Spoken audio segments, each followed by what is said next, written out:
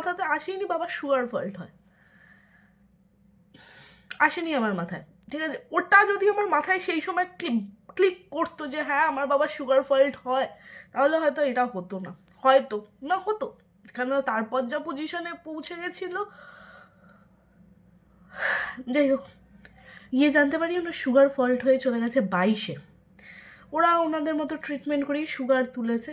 Sugar তোলার পর বাবা অটোমেটিক একবার চোখ তো খুলেছিল, আইসিইউতেই ছিল, চোখ খুলেছিল, একবার কিছু বলার চেষ্টা করছিল, ব্যাস ব্যাস 15 দিন বাবা হসপিটালাইজড ছিল, ওইভাবেই ছিল।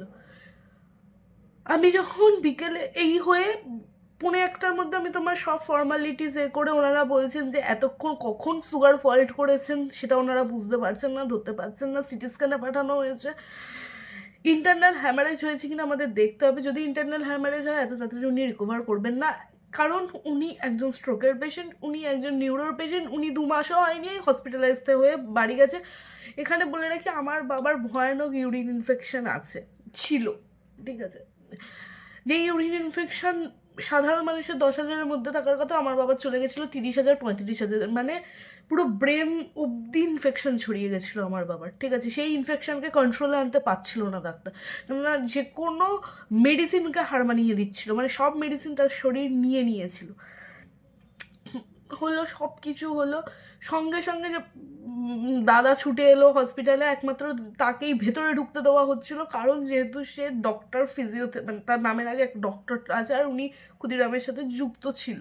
ঠিক আছে, তাকে আইসিইউর ভেতরে ঢুকতে দেওয়া হলো, আমাকে তো ঢুকতেই দিল না, তাও অনেক কষ্টে স্যার, যেহেতু ওরা আমাদের চেনে, স্পেশালি ক্ষুদিরাম আমাকে চেনে বলে ঢুকতে দিল। সব কিছু হয়ে যখন বিকেলে ভিজিটিং আওয়ার্সে গেলাম, তখন দেখছিলাম বাবা পাটা নাড়াচ্ছে। সকালে তাও মনে হলো যে কিছু বলার চেষ্টা করছে, বিকেল থেকে তো আমি দেখলাম কিছুই না। ঠিক আছে, আমি 6টার স্যারের সাথে দেখা হলো, মানে চক্রবর্তী স্যারের সাথে দেখা হলো, কথা বললাম, স্যার বললো ইনফেকশন বেড়ে আছে, সব কিছু টেস্ট হোক, তারপর আমরা কিছু বলবো, তার আগে আমি তোমাকে কিছু বলবো না। আর স্যার মুখের ওপর কথা বলার, মানে হয়ে গেছে কিছু একটা শোনাবে একটা, ওরকম নন উনি। ভালো, আমার কাছে 7:30 নাগাদ ফোন এলো, ভিজিটিং আওয়ার্স 5টা থেকে 6টা, তার আগেই চক্রবর্তী স্যার এসে দেখে গেছেন। 7:30টার সময় ফোন এলো, আপনি মাইন্ড প্রিপারেশন নিন, আমাদের যে কোনো টাইমে ভেন্টিলেশন দিতে হতে পারে। আমি সেই সময় রাস্তায় ছিলাম, আমার ফোনটা আসা মানে ক্ষুদিরাম থেকে ফোন আসছে, আমার পায়ের তলা থেকে মাটি সরেই গেল। তার মানে আর আমি আর ফেরাতে পারবো না, কাউকে ভেন্টিলেশন